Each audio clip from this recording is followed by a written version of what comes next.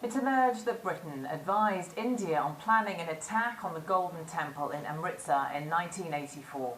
An urgent investigation was ordered into possible UK involvement after recently declassified documents suggested a Special Forces officer advised Delhi on how to proceed.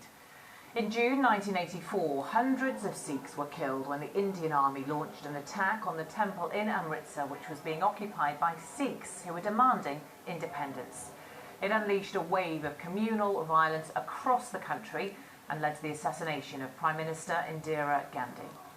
In the Commons this lunchtime, the Foreign Secretary confirmed Britain's involvement, but he said the advice was limited.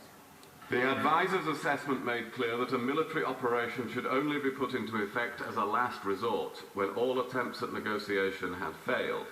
It recommended including in any operation an element of surprise and the use of helicopter-borne forces in the interest of reducing casualties and bringing about a swift resolution. The Cabinet Secretary's report therefore concludes that the nature of the UK's assistance was purely advisory, limited, and provided to the Indian government at an early stage in their planning. Sky's senior correspondent David Bowden is with me in the studio. David, just how serious, how damaging is this admission? Well, it's damaging because there is a suspicion amongst the Sikh community here in the UK that this is the tip of the iceberg.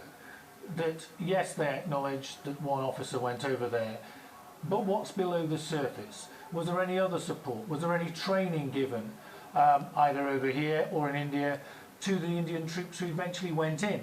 And of course, what William Hague is saying is there was a fairly substantial gap. I mean, this officer went to India in February 1984.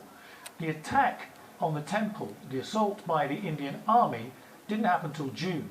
Now, clearly, that's a substantial gap. And also, according to Sir Jeremy Hayward's report, which William Hague was talking about, the advice from the SAS officer was go in quick, go in undercover, go in helicopters, minimise casualties, take them by surprise, and take back control of the temple.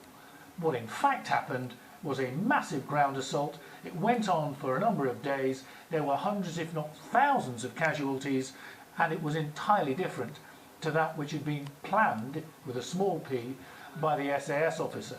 So whilst there was clearly some advice sought, clearly advice given, what extent did it go further than that? That's what the Sikh community here wants to know, and leaders are saying, look, we need a full inquiry into this, not just, as they would put it, a whitewash job with the government saying, look, somebody went to give them a couple of ideas, but it had nothing to do with us. All right, David, thank you.